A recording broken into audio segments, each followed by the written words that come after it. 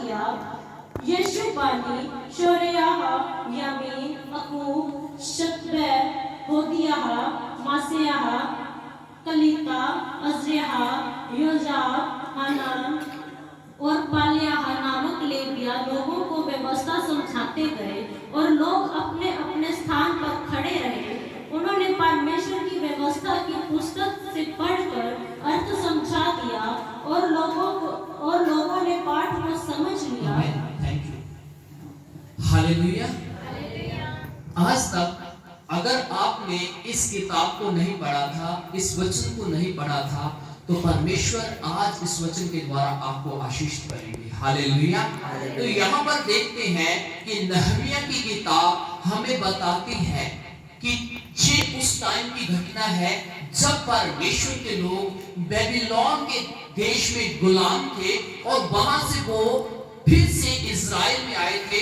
जब यरूशलेम की पनाह, उसकी दीवारें, जो कुछ था उसकी मरम्मत की गई, उसके बाद भी ये हम देखते हैं ये किताबें उस टाइम की लिखी हुई है।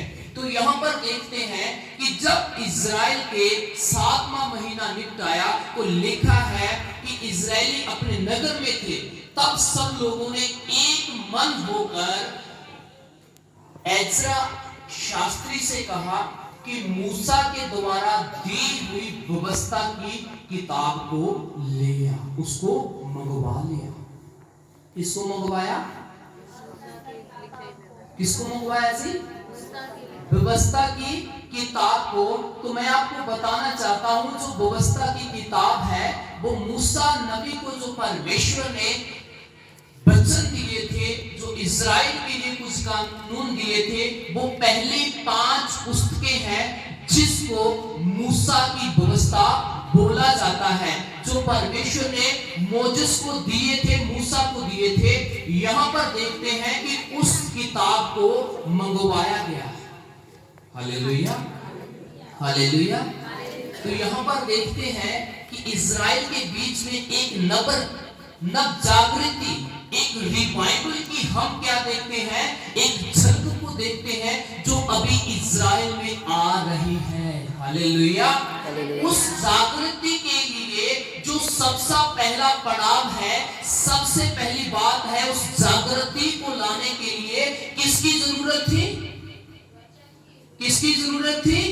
परमेश्वर के वचन की जरूरत थी। तो यहाँ पर लिखा है लोगों ने एक मन होकर, एज्रा शास्त्री है जो सिखाने वाला है। आप बाइबल में नए नियम में भी पढ़ोगे, शास्त्री मिलेंगे, सदूकी मिलेंगे, फरीसी मिलेंगे।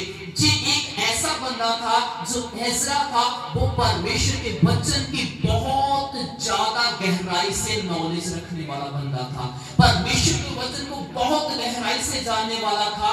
और इसके अंदर ये बोझ था कि वो परमेश्वर के लोगों को उसके वचन के द्वारा उत्साहित करता रहे और परमेश्वर के लोगों को परमेश्वर की व्यवस्था के ऊपर चलने के लिए तैयार करे। हालेलुया।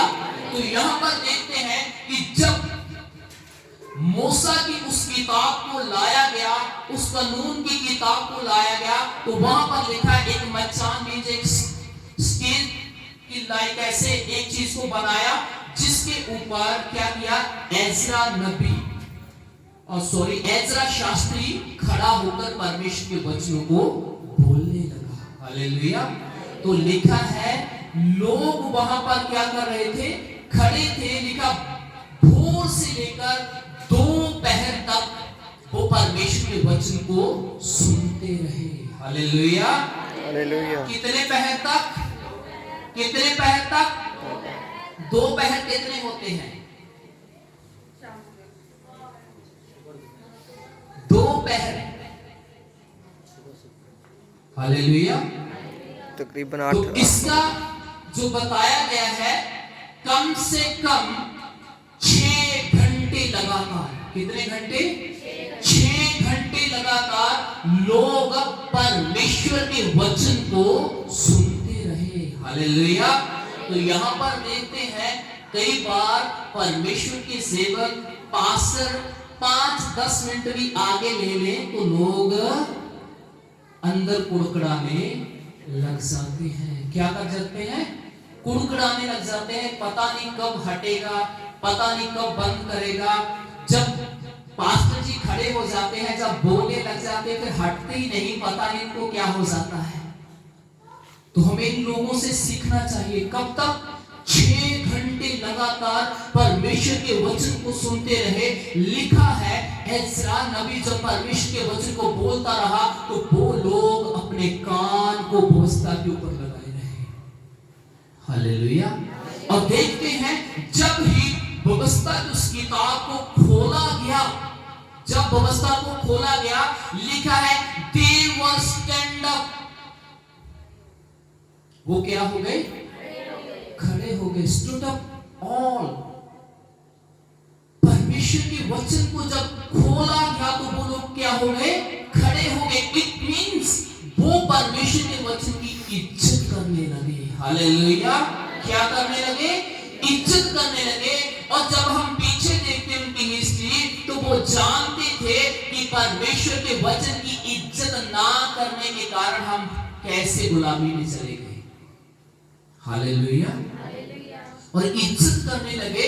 और लिखा है जब वो व्यवस्था को पढ़ते पढ़ते अंत में जाते जाते क्या किया? जब परमेश्वर के उस बंदे ने क्या कहा?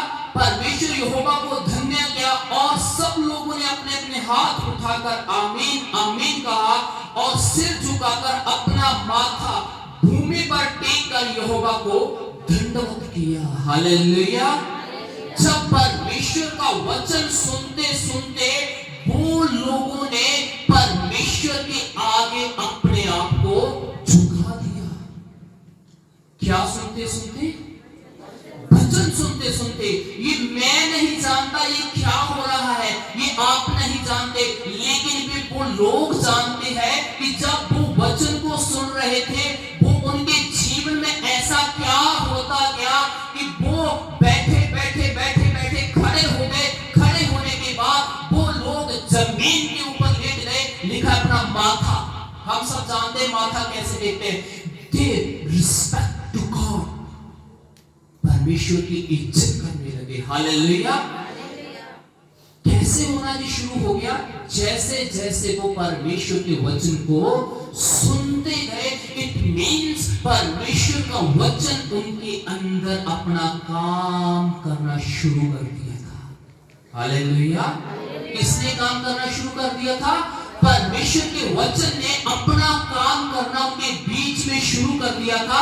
इसीलिए परमेश्वर के प्यारे अजीज लोगों, मैं आपको इसलिए बताना चाहता था कि परमेश्वर का वचन क्या कर सकता है। जब अपना पूरा ध्यान, जब हम हमारा पूरा फोकस परमेश्वर के वचन के ऊपर लगाएंगे तो परमेश्वर वो करना शुरू करेगा जो परमेश्वर आपके और मेरे बीच में करना चाहता है। आमीन। हालेलुया। तो इसी रीति से जब होता गया तो इसके बीच में हम पाते हैं कि वहां पर जब लोग चिल्लाने लगे, रोने लगे, तो उन्होंने यहाँ पर नहमिया का लिखा है, नहमिया अधिपति था, उनके बीच में एक अगुआ था, वो एक लीडर था, उसने रोका कि ये चिल्लाने का समय नहीं है, ये टाइम चिल्लाने का नहीं है, रोने का नहीं है। और उन्होंने बोला आप सब चुपचाप शांत और आनंदमय तरीके से रहो और आपने क्या करना है? झोपड़ियों के पर्व को मनाना है। हालेलुया। किसको मनाना है? झोपड़ियों के पर्व को मनाना है। ये झोपड़ियों का पर्व व्यवस्था में लिखा था। जब परमेश्वर ने इस्राएल को मिस्र से छुड़ा के लेके आया था तो परमेश्वर ने बोला था आपने झोपड़ियों का पर्व मनाना है ताकि आपको याद रहे कि कैसे आप गुलामी से छुड़ाए गए हैं। हालेलुया। तो ये लोग भूल चुके थे। यहाँ पर हम परमेश्वर के वचन में से जब देखते हैं तो यहाँ पर लिखा है कि दाऊद परमेश्वर के मन का बंदा था, वो मन के अनुसार था दाऊद परमेश्वर के, लेकिन दाऊद के जीवन में भी ये पाया नहीं गया।